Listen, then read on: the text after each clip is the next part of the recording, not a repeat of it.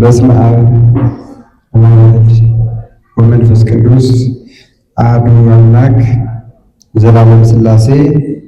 የተከበራችሁና የተወደዳችሁ በዚህ ቅዱስ ጉባኤ ያላችሁ ወንድሞችና እህቶች በዛሬው ዕለት የተመረቃችሁና ለማስመረቅ የመጣችሁት ሁላችሁም በልዑል እግዚአብሔር ስም እንደምን ዋላችሁ? እንደምን ቆያችሁ? አሜን። ልዑል እግዚአብሔር አምላካችን በሥጋ አለስልሶ በደም አርሶ በጅማት አስሮ በአጥንት አጠንክሮ ሁላችንንም ፈጥሮ ለደቂቃ ሳይዘነጋ በዝናብ አብቅሎ በፀሐይ አብስሎ እየመገበ እንደ አባት እየተንከባከበ በቸርነቱ እያጠገበ ከዚህ ዕለት አድርሶ በሀብት ስቦ በረድኤት አቅርቦ ቃሉን ወደምንሰማበት በረከትን ወደምናገኝበት ቅዱስ ስፍራ የሰበሰበን የቅዱሳን አምላክ ሕያው እግዚአብሔር ስሙ የተባረከና የተመሰገነ ይሁን። ከድቅድቅ ጨለማ ወደሚደነቅ ብርሃን ለመውጣታችን ከሐሳር ወደ ክብር፣ ከሞት ወደ ሕይወት፣ ከሲኦል ወደ ገነት፣ ከባርነት ወደ ነፃነት ለመሸጋገራችን ምክንያት የሆነችን የጌታችን እናት የዓለም ሁሉ እመቤት የሰማይና የምድር ንግሥት ንጽሕተ ንጹሐን ቅድስተ ቅዱሳን እመቤታችንም ስሟ የከበረና የተመሰገነ ይሁን። ቅዱሳንም ሁሉ እንደየማዕረጋቸው ክብርና ምስጋና ይድረሳቸው። የቅዱስ ጊዮርጊስ በረከት በሁላችን ላይ ይሁን። ለተወሰነ ደቂቃዎች እግዚአብሔር ቢፈቅድና ቢወድ የምንማርበት የትምህርታችን ርዕስ የሚሆነው መልካም አድርጎ በገና መምታት የሚችል ሰው ፈልጋችሁ አምጡልኝ። አብራችሁ ከኔ ጋር እየተከተላችሁ በሉ። መልካም አድርጎ በሉ። በገና መምታት የሚችል ሰው ፈልጋችሁ አምጡልኝ። ቃሉን እስኪ ድገሙት። በገና መምታት የሚችል ሰው ፈልጋችሁ አምጡልኝ። እስኪ ወንድሞች በዚህ በሉት። እስኪ እህቶች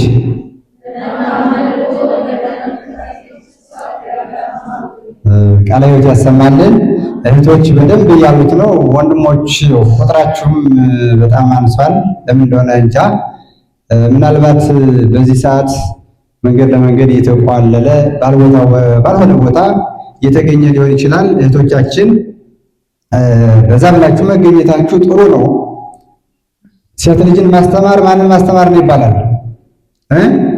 ቤተሰብን ማስተማር ነው ስለሚባል ማለት ነው። መልካም አድርጎ በገና መምታት የሚችል ሰው ፈልጋችሁ አምጡልኝ።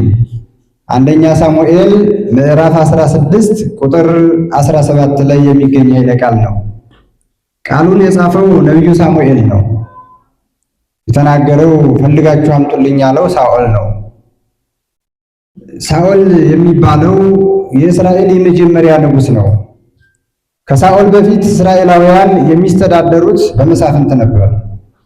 መሳፍንት የሚባሉት ከጠላት እጅ ያድኗቸዋል። በእግዚአብሔር ቸርነትና እርዳታ ከጠላት ሲታደግ ያ ገዥ ይሆንና እስከ ተወሰነ ድረስ ይገዛል። ከዛ በኋላ ሲሞት ደግሞ ጠላት መጥቶ ይማርካቸዋል። በጠላት እጅ ሲወድቁ በጣም ሲጨነቁ ወደ እግዚአብሔር ሲጮሁ እግዚአብሔር ጸሎታቸውን ሰምቶ መስፍን አስነስቶ ከጠላቶች እጅ ያዳነ እንዲህ ያደረገ ይመግባቸው ነበር። ንጉሥ አንግስልን ብለው እስራኤላውያን ሳሙኤልን ጠየቁት። ነቢዩ እሱ ነበርና ወደ እግዚአብሔር አመለከተ። አንተን ሳይሆን እኔን ነው የናቁ። ነገር ግን ንጉሥ ሲነግስ የሚያደርጉትን ነገር የሚላቸውን ሁሉ ንገራቸው አለው። ነገራቸው። ይሁንብን ብለዋል። ሳኦል በእስራኤል ላይ የመጀመሪያ ንጉሥ ነው። ነገር ግን ስርወ መንግስት አይደለም።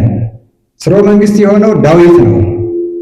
ትንቢት ቢነገርለት ለሳኦልም ወፍና ሰርኪሁ ለካልአኒሁ በምሽት ጊዜ ለሌላው አሳልፎ ይሰጣል ተብሎ ስለተነገረበት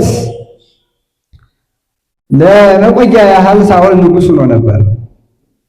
ሳኦል ጥሩ አድርጎ እያስተዳደረ በነበረበት ሰዓት የእግዚአብሔር መንፈስ ከእርሱ ጋር ነበር።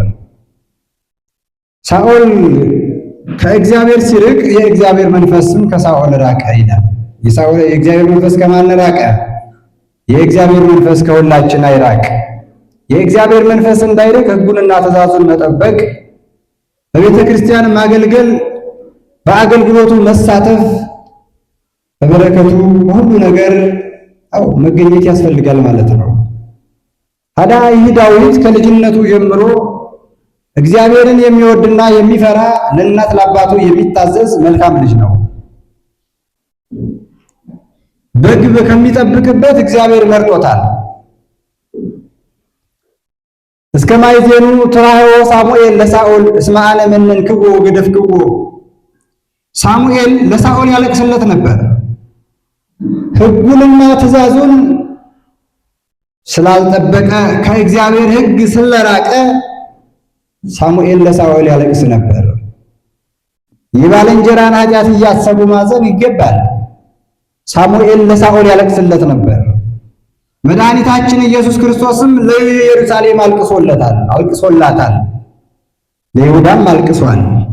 ወሶበሬ ለዘያገብዎ ታወከ በመንፈሱ ታወከ ይላል። ወሶበሬ ያለ ሀገር በከላይ ሊሃ ኢየሩሳሌም ኢየሩሳሌም ሆይ ሰላምሽ ብታውቂ ዛሬ ነበር። ወልወሰ ተሰወረ ማዕይንትኪ ዛሬ ግን ከዓይኖችሽ ተሰወረ። እስመ ኢያእመርኪ መዋዕለ ሳህልኪ የይቅርታሽን ዘመን አላወቅሽምና ብሎ አልቅሶላታል። ሳኦልን ንቄዋለሁ ለናኩት ለሳኦል እስከ መቼ ታለቅሳለህ? ለእስራኤል ንጉሥ የሚሆን ከእሴይ ወገን ከእሴይ ቤት አግኝቻለሁ። ብእሴ ምእመነ ዘከመ ልብየ እንደ ልቤ የሆነ ልጅን አግኝቻለሁ። ምን የሆነ እንደ ልቤ። እግዚአብሔር እኮ ነው እንደ ልቤ ያለው ቅዱስ ዳዊትን። እንደ ልቤ የሆነ የእሴይ ልጅ አግኝቻለሁ፣ ሂድና እርሱን ለንግስና ቅባው አለው። ሳሙኤል ቢሰማ ይገለኝ የለምን ብሎ እግዚአብሔርን ሲጠይቀው መስዋዕት ልሰዋ መጣው ብለህ እንድታመካኝ አንዳንድ ጊዜ የሚያስፈልግ ምክንያት አለ። ጊደር ነርተህ ሂድ። አሁን ጊደሩን ነርቶ የሄደው ሳኦል እንዳይጣለው እንጂ ያን ጊዜ ለመስዋዕት ተፈልጎ አይደለም። ለምሳሌ አንድ ሰው እየጾመ እያለ እንካ ብላ ቢባል የጽጌ ጾም ነው እንበል፣ የትሩፋት ጾም ነው። እንካ ስጋ ብላ ቢባል አይ ወይም ሰዓት ሳይደርስ ሊሆን ይችላል። እንካ ጠዋትን ብላ ይባል የሆነ ጸበል እጠጣለሁ ብሎ በሆነ ነገር ማመካኘት ማለት ነው። እኔ ጾሚ ነኝ አሁን አልበላም ብሎ ራስን መኮፈስ፣ ሰዎች እንደ ጾሙ እንዲያውቁልን ማድረግ ተገቢ አይደለም ማለት ነው። ታዲያ ጊደር መርቶ ሄዶ መስዋዕት ተሰውቶ ነቢዩ በሰላም ነው የመጣህ ብለው ጠየቁት። በሰላም ነው፣ መስዋዕት ለሰዋ ነው። እሴይ ልጆችን ሰብስብ ተባለ። ልጆቹን ሰበሰባቸው።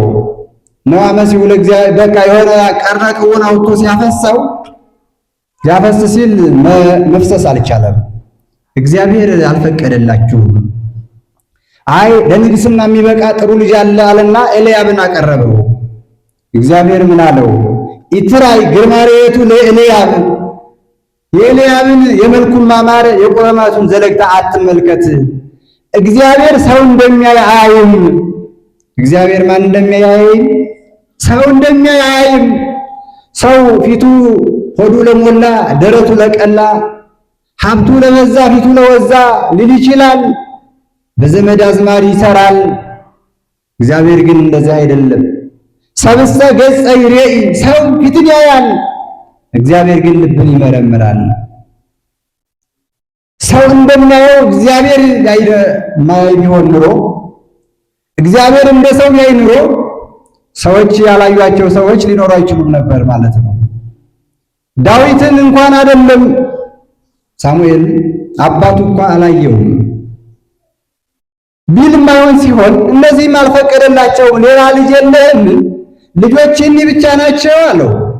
እንደው ለምትለው ነገር ለንግስና አይበቃም እንጂ አንድ በግ የሚጠብቅ ልጅ አለኝ። ምንም የሚጠብቅ በግ የሚጠብቅ ከበግ እረኝነት እግዚአብሔር መርጦታል። ታዛዥ ነዋ ዳዊት። እኛስ ለአውላጆቻችን እንታዘዛለን።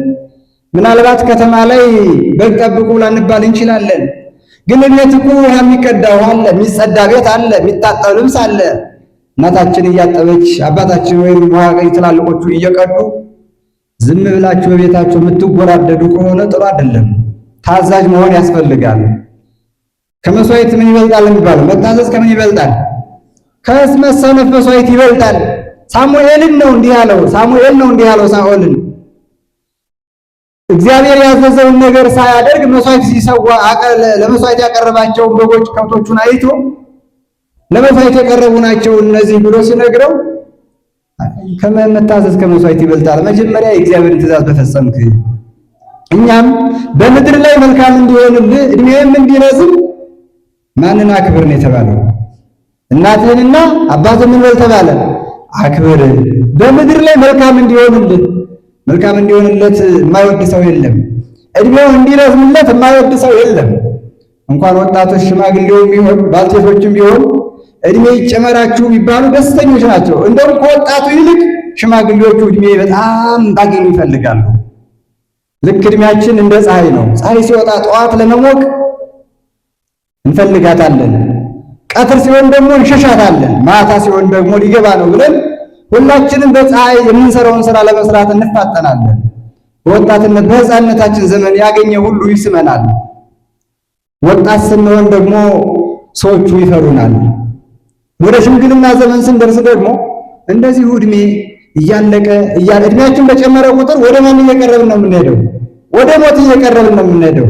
አንዲት ባልቴት እንደውም እድሜ ስንት ላድርግልሽ ብሎ እግዚአብሔር እድሜ ስትለምን 100 ላድርግልሽ እንደው ይጨመረኝ እንደው 200 ላድርግልሽ እያለ ሲሄድ እንደው ከሆነስ ብትረሳኛለች ይባላል። ባልቴት ሽማግሌው ይብስበታል። አሁን እሷ በዚህ ጊዜ እድሜ ትለምናለች እንላለን እኛ። ግን እነሱ ባሉበት ላይ ሆነን ብናየው እኛ ደግሞ ልብስ ይሆናል። እድሜያችን እንዲረዝም ቄስ ከናዘዘው እድሜ የናዘዘው ይባላል አይደል? እድሜ ጥሩ ነው። በወጣትነት መቀሰፍ ጥሩ አይደለም። አንዳንድ ጊዜ እግዚአብሔር በወጣትነታችን የሚጠራን ወደፊት ኃጢአት እንዳንሰራ እግዚአብሔር ስለሚያውቅ ይጠብቀን ይሆናል። እስካለንበት ሰዓት ግን መልካም ነገር ማድረግ ያስፈልጋል። ለዚህ ነገር አይበቃም። በግ እየጠበቀ ነው። የሚገርመው ዳዊት በግ ሲጠብቅ ደግሞ አንድ ቀን አያስነጥቅም። መልካም እረኛ ነው። የማይተኛ የማያንቀላፋ አንድ በግ እንኳ የማያጠፋ መልካም እረኛ ነው። በግ እንዴት አድርጎ ሲጠብቅ ስላደገ ኋላ ደግሞ ሰዎችን ሲጠብቅ ያውቅበታል ማለት ነው። ከአንበሳውና ከድቡ ጋር እየታገላደገ ከጠላቶች ጋር እየታገለ ወገኖቹን እንደሚጠብቅ እንዲጠብቅ እግዚአብሔር እያሰለጠነው ነበረ። ታዲያ ቅዱስ ዳዊት ና ተብሎ ተጠራ። በተለው ሂድ አምጣው፣ እሱ ካልመጣ ለምሳ አንቀመጥም አለ ነብዩ። ፍጥነት እንዲያመጡት ና ተብለሃል ተብሎ ተጠርቶ ሲመጣ ገና 40 ክንድ ሲቀር ይዞት የነበረው ቀርነቅቡ ፈላ። እጁን ሲያፈስለት ይሄ ነው እኔ የመረጥኩት ብሎ እግዚአብሔር አመለከተው። እኔ የመረጥኩት አገልጋዬ እንደ ልቤ ያልኩት ይሄ ነው ብሎ ቅዱስ ዳዊትን ቀባው። ያን ጊዜ እግዚአብሔር መንፈስ በሳኦል ዳዊት ላይ አደረ። ያን ጊዜ እግዚአብሔር መንፈስ በማን ላይ አደረ? በዳዊት ላይ አደረ። ዳዊት የእግዚአብሔር መንፈስ ስላደረበት ኃይል ስጋዊ ተሰጥቶት፣ ሶስት አይነት ኃይል አለ። ኃይል ስጋዊ፣ ኃይል መላካዊ፣ ኃይል መንፈሳዊ የሚባል። ኃይል ስጋዊ የሚባለው አንበሳውን በእርግጫ ነብር በጡጫ ብሎ መግደል ነው። ቅዱስ ዳዊት በጎቹን ለመብላት አንበሳ ሲመጣ ጉረሮውን እንደ ፍየል ግልገል እንቅ አድርጎ ይጥለዋል። ከአንበሶች አፍ ከነብሮቹ አፍ በጎቹን ያስጥል ነበር። ዛሬም መናፍቃን ነብሮች ናቸው፣ ሰዎችን የሚጠጡ ከእውነተኛው መንገድ የሚያወጡ መናፍቃኑ ከሃዲያኑ ነብሮች አንበሶች ናቸው። ከነሱ አፍ የሚያድን ዳዊት ዛሬም ለቤተ ክርስቲያን ያስፈልጋል። ቆልምሞ እየጣለ በኃይለ ቃል ቆልምሞ በመጣል ከአንበሶች መናፍቃን አፍ ምዕመናንን የሚያስጥል ዳዊት ዛሬም ለቤተ ክርስቲያን ያስፈልጋታል። ኋላ የእግዚአብሔር መንፈስ በዳዊት ላይ እንዳደረ ያው ሳኦል ማለትም ጎልያድ የሚባል ጠላት ተነስቶ ነበርና ስንቅ ለማቀበል ለወንድሞቹ እንደሄደ ጎልያድ ወዳና ወዲህ እየተንጎራደደ የሳኦልን ወታደሮች እያርበደበደ አገኘው። ሳኦልም ተጨነቀ። የጎልያድ ቁመቱ 6 ክንድ ከስንዝር። ስንት ክንድ ከስንዝር? 6 ክንድ ከስንዝር። አሁን ረጅም ሰው የሚባል የምናውቀው ስንት እንደው ሜትር ከ80 ቢሆን ያው እንጃ። ለፌደራል ፖሊስ የሆነ ነገር ሲመለመል ቀደም እንደው ሜትር ከስንት ነው የሚባለው? ለፓይለንት ለምናምን ሜትር ከስንት? ዝሮ 2 ሜትር የሚሞላ ሰው የለም። 6 ክንድ ከስንዝር ማለት እኮ 6ቱ ክንድ ስንት ሜትር ይሆናል? 3 ሜትር። እንግዲህ እንዲህ አይነት ቤት ያው እዛ ላይ ድረስ ነው የሚሆነው ማለት ነው። አያስገባውም። ታዲያ በጣም የሚያስጨንቅ ሰው ነው። ግንባሩ ድረስ ብረት ለበስ ነው። ይህ ሁሉ ሰው ለምን ተጉላውላል? ከእናንተ አንድ ሰው ከኔ ደግሞ ከኛ እኔ እመጣለሁኝ። አንዱ እኔ ካሸነፍኩ ለእኛ ትገዛላችሁ፣ እናንተ ካሸነፋችሁኝ ለእናንተ እንገዛለን። መቼም አልሸነፍ ብሎ በጉልበቱ ተመክቶ የሚመካ በማን ይመካ? በእግዚአብሔር ይመካ። ታዲያ ቅዱስ ዳዊት ወገኖቹ ሲሰደቡ ዝም ማለት መታገስ አቃተው። እስራኤል ወገኖቹ ሲሰደቡ፣ ኦርቶዶክሳውያን ሲሰደቡ፣ ቅዱሳን ሲሰደቡ፣ አባቶች ሲሰደቡ ዝም ብሎ ማየት ተገቢ አይደለም ማለት ነው። መንፈሳዊ ቅናት ያዘው። እንዴት ይሄ ያልተገዘረ ወገኖች እስራኤልን ይዘልፋቸዋል? እኔ ልሂድ አለ ቅዱስ ዳዊት። ተው፣ እሱ ጦር የለመደ ነው፣ አንተ አትችለውም አሉት። የአባቴን በጎች ስጠብቅ ነብርና አንበሳ በጎችን ሲይዛቸው ካፉ ላይ አድን ነበረ። እንዴት ምን ቢጠነክር ከአንበሳ ይጠነክራል? ከአንበሳ የሚጠነክር ሰው አለ እንዴ? የለም። ከአንበሳው አፍ ያዳነ እግዚአብሔር ያድነኛል። ከማናፍ? ከአንበሳው አፍ ያዳነ እግዚአብሔር ያድነኛል። እምነት እንደዚህ ነው። እንከርሰም አንተ አምላኬ። ብዙዎቻችን የሆነ ነገር ሲደርስብን እገሌን ያዳነ ያድነኛል ብለን አናምንም፣ አናስብም። በእናቴ ማኅፀን እያለሁ የምናገርበት አንደበት፣ የምዳስስበት እጅ ሳይኖረኝ፣ የምጮህበት አንደበት ሳይኖረኝ ያኔ የሚመግበኝ እግዚአብሔር አሁንም ይመግበኛል፣ አያሳጣኝም። ከእናቴ ማኅፀን ጀምሮ ይጠበቀኝ፣ አሁንም ይጠብቀኛል ብሎ ማመን ያስፈልጋል። ቅዱስ ዳዊት ከእንዲህ ያለ ሞት ያዳነን እግዚአብሔር አሁንም ያድነናል ይላል። ያድነናል። ስጋውን ቆርሶ ደሙን አፍስሶ ብሉ ጠጡ ብሎ የሰጠ እኛንም የሚያሳጣን ነገር የለም ማለት ነው። ከአንበሳው አፍ ያዳነ ያድነኛል ብሎ ዳዊት በእግዚአብሔር ይመካል። ጎልያድ በጉልበቱ። ዳዊት በማን ነው የሚመካ? በእግዚአብሔር ይመካል። በእግዚአብሔር እየተመካ የጦር ልብስ አለበሱት። የምን ልብስ ነው ያለበሱት? የጦር ልብስ። ቢሄድ መንቀሳቀስ አልቻለም። አንሰይ ለመድኩ፣ አረ ይህንን ልብስ ወዲያ አጣሉልኝ፣ የራሴን ልብስ አልብሱኛል። የማንን ልብስ? የራሳችን ልብስ ነው የሚያምርብን። ሴቶች የወንድ ልብስ ያምርባቸዋል? ያምርባችኋል? ያምርባችሁም? ያው አያምርባችሁም። ለወንዶች ለመታየት አይደል ሱሪ የምትለብሱት? ወንዶች ደግሞ የገሌ ሱሪዋዊ ሲያምር የምንል ከሆነ ይሄማ ወዶታል ማለት ነው ብላ ሱሪ ልብስ ትችላለች። የሚያምርብን የራሳችንን ልብስ ስንለብስ ነው። የሚያምርብን እንደ ምዕራባውያን ስንኖር፣ እንደ ኢትዮጵያውያን ስንሆን ነው። እንደ ሌላ ቤተ እምነት ሳይሆን እንደ ኦርቶዶክሳዊነት ስንኖር ነው። ክርስቲያን ኦርቶዶክሳዊ ክርስቲያን ሊያደርግ የሚገባውን ያደርጋል እንጂ ሊያደርግ የሚችለውን ሁሉ ማድረግ የለበትም። አሽቀንጥሮ ጣለው፣ የራሱን ልብስ ለበሰ። በቃ አሽቀንጥሮ ጣለና የራሱን ልብስ ለበሰ። እሱ የለመደው በኪሱ ድንጋይ ይዞ በወንጭም ወንጨፍ ነው። 3 ድንጎችን ያዘ። ዋልሰነ ሰይኩ ሙስተፈ ሰለስተ አይባል 3 ድንጎች። ስንት ድንጎች? ወወጻፍክዎ ውስተ ፍጽሙ ይላል።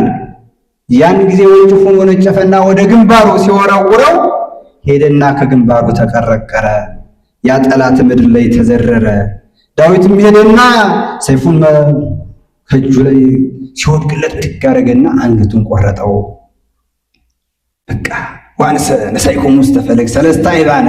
የሚገርመው አሚያ ወድቀ ባይለ እግዚአብሔር ያኔ በማን ኃይል ወደቃለ?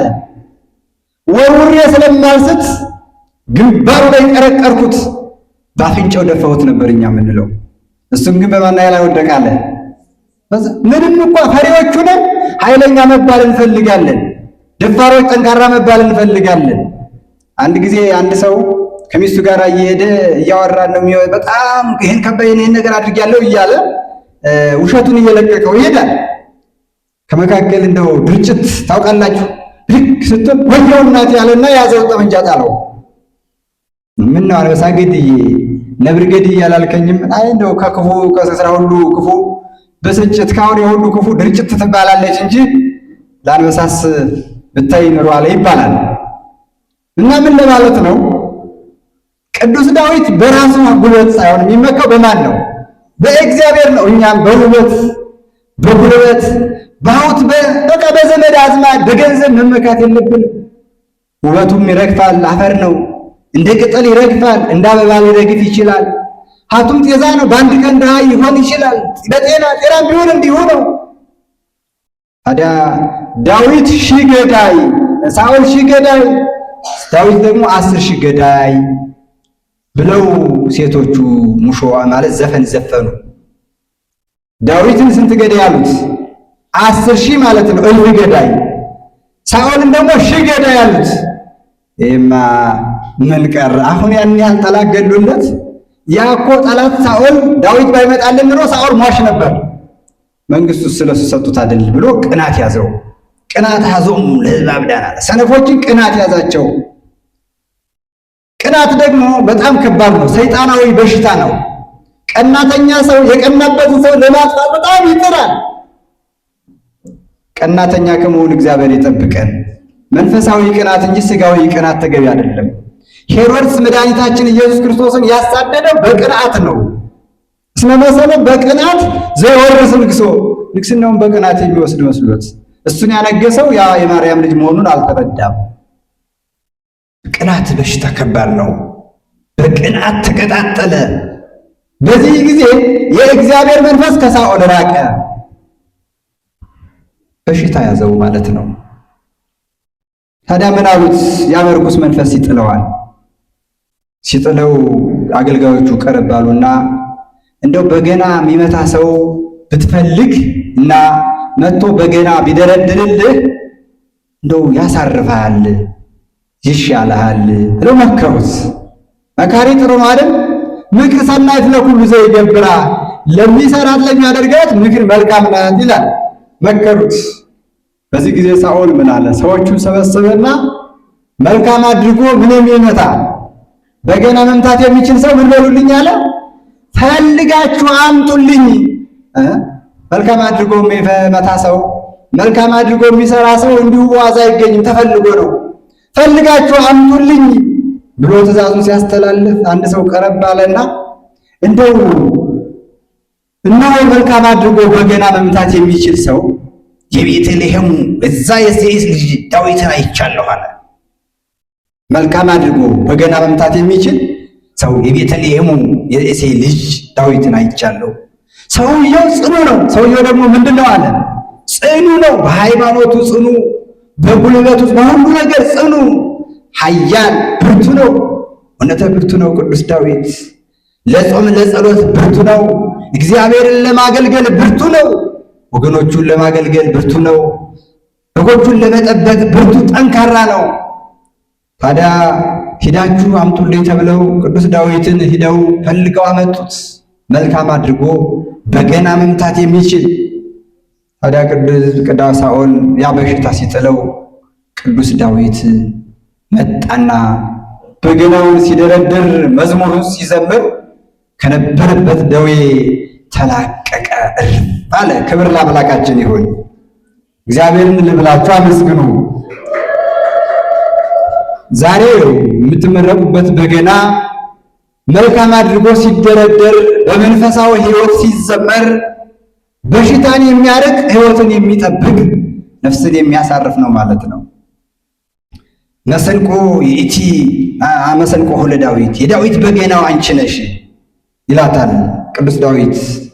መሰንቆ ማለት በገና እየደረደረ መዝሙር እየዘመረ በሽተኞችን ይፈውስ የነበረ ዋጻብዕ ያስተዋድዳ መዝሙረ። አንዳንድ ጊዜ መዝሙር በገና ተብሎ የሚደረደርበት፣ በሌላ መልኩ ምስጋና ተብሎ የሚፈታበት የሚተረጎምበት፣ መሰንቆም በገና ተብሎ የሚተረጎምበት አለ። እንደ ሁኔታው እየታየ ይተረጎማል። እጆቼ በገናን ይደረድራሉ። ዋጻዊ ጣቶቼ በምንድን ነው የሚደረደረው? በጣት ነው አይደል? ዋጻዊ ያስተዋድደ መዝሙረ መኑ ነገሮ ለእግዚእ። እንደውም ውጹ ሞልኩ ቢባል ከ150 ዳዊት ውጭ ላይ ዳር ላይ ተጽፎ የምናገኘው ንዑሳነ ማኅውየ እኔ ከወገኖቼ ከወንድሞቼ ታናሽ ነኝ። ከወንድሞቼ ምንድን ነኝ አለ? ወወሬዛ በቤተ አቡየ በአባቴ ቤትም ብላቴና ነኝ። መኑ ነገሮ ለእግዚእ ጌታዬ እግዚአብሔርን ማን ነገረው? እሱ እግዚአብሔር ነው። እሱ አወቀ። ጠላት መጣ በአማልክቶቹ ስም ረገመኝ፣ እኔ በእግዚአብሔር ስም ወነጨፍኩበት፣ ያኔ በእግዚአብሔር ኃይል ወደቀ በማለት እግዚአብሔር ያደረገለትን ቅዱስ ዳዊት ይናገራል ማለት ነው። ስለዚህ የእግዚአብሔር መንፈስ ያደረበት ቅዱስ ዳዊት በገና እየደረደረ ትንቢት እየተናገረ 10 አውታር ባለው በገና ምን እልሃለሁ አለ፣ አመሰግንሃለሁ። መዝሙር 143 ላይ 10 አውታር ባለው 8 አውታር ባለውም የሚዘምሩ ነበሩ። 10 አውታር ባለውም ይዘምራሉ፣ እየደረደሩ እግዚአብሔርን ያመሰግናሉ። ታዲያ 10 አውታር ባለው ማለት እኛም 10 ሕዋሳትን ልክ 5 የስሜት ሕዋሳቶች አሉ አይደል? አፋዊ የስሜት ሕዋስ 5 እንዳለ ሁሉ ውሳጣዊ የስሜት ሕዋስ ደግሞ 5 አለ። ሲደመር 10 ይሆናል። በአፋዊ ጣታችን ብቻ የምንደረድረው ከሆነ ልብን የሚመስጥ ጤንነትን የሚሰጥ በረከትን የሚያሰጥ አይሆንም ማለት ነው። በመንፈሳዊ ሕይወት እየተቃኘን በመንፈሳዊ ሕይወት እያለን በገናውን ስንደረድር መዝሙሩን ስንዘምር እግዚአብሔር ይሆናል ከኛ ጋር። በገናችንን ዝማሪያችን ይቀበላል ማለት ነው። ቅዱስ ዳዊት በገና መደርደር ብቻ አልነበረም፣ ሕዝቡን ያስተዳድራል። በሌላ መልኩ ደግሞ መዘምራኑ ካህናቱ ሲያገለግሉ አብሮ እየገባ ያገለግል ነበር። ዛሬ በገና የተመረቅን በገና ተመርቀናል ብለን ከቤቱ መራቅ አይደለም። በወጣቶች በሰንበት ትምህርት ቤት እየገቡ ማገልገል በረከቱን መታደል ያስፈልጋል። በወጣትነት ዘመን ማንን አስብ ነው የተባለ? ፈጣሪን አስብ። ቅዱስ ጊዮርጊስ በወጣትነት ዘመን ነው ፈጣሪውን ያሰበው። እስከ ሞት ድረስ የተጋደለለት በ20 ዓመቱ ጀምሮ በ27 ዓመት ምስክርነቱን የፈጸመው የድል አክሊልን የተቀበለው። ታዲያ እኛም በወጣትነት ዘመናችን እንደ ቅዱስ ጊዮርጊስ ከነደደ እሳት ከተሳለ ስለት መግባት ባንችልም ደማችንን እንደ ውሃ ማፍሰስ ስጋችንን በልዩ ልዩ ጽዋቶ መከራ መቆራረስ ባይችልም የሥጋ ፍላጎትን ማሸነፍ ለአክሊለ ሕይወት የሚያበቃ ሰማዕትነት ስለሆነ በወጣትነት ዘመናችን እግዚአብሔርን ማገልገል ይኖርብናል። ሰውነታችሁን ያማረና የተቀደሰ መሥዋዕት አድርጋችሁ ታቀርቡ ዘንድ በሕያው እግዚአብሔር እማልዳችኋለሁ፣ ይኸውም ለአእምሮ የሚመች አገልግሎታችሁ ነው ይላል። ለአእምሮ የሚመች አገልግሎት፣ በሰዎቹ ዘንድ የማያስተች ጭፈራ ቤት እየተገኘን ጠዋት ቤተክርስቲያን መተን በገና እየደረደርን የምንዘምር ከሰዓት ጭፈራ ቤት የምንገኝ ከሆነ መጥፎ ቦታ የምንገኝ ከሆነ ለአእምሮ የማይመች አገልግሎት ነው። የሷ ብሎ ደግሞ በገና ደርዳሪ፣ የሷ ብሎ ደግሞ ዘማሪ ልንባል እንችላለን ማለት ነው። ስለዚህ ሁላችንም በዛሬው ዕለት በእግዚአብሔር ስም መረቅናችሁ እና በእግዚአብሔር ስም የተመረቃችሁ ወደ እግዚአብሔር ቤት እየመጣችሁ ስታገለግሉ ልክ ሁል ጊዜ ትመረቃላችሁ ማለት ነው። እየተመረቁ መረገም አለ። ተመረቅን ብለን ከቤቱ ምንጠፋ ከሆነ እርግማን ነው የሚሆንብን። እንዲያ እንዳይሆንብን አደራ ትላለች ቅድስት ቤተክርስቲያን። ቤተ አብርሃም አደራ ይላል፣ ቤተክርስቲያን አደራ። ቅዱስ ጳውሎስ በመንፈስ ቅዱስ የተቀበልከውን አደራን ጠብቅ ይላል። አደራ ጥብቅ ነው። አደራ ጥብቅ ሰማይ ሩቅ እንዲባል አደራችንን መጠበቅ አለብን። መልካም አድርጎ በገና መምታት የሚችል ሰው ፈልጉልኝ እንዳለ በመጽሐፍ ቅዱስ እንደተጻፈ መልካም አድርጎ በገና መምታት የሚችል በገና መማር የሚችል ሰው ፈልጋችሁ አምጡ ይላል ቤተ አብርሃም ማለት ነው። ምክንያቱም መቀጠል አለበት እንጂ እንዲመቋረጥ የለበትም። ሌሎቹ ደግሞ እንደዚሁ እንዲማሩ በገና እየደረደሩ ወደ መንፈሳዊ ቤት እንዲመጡ ማድረግ።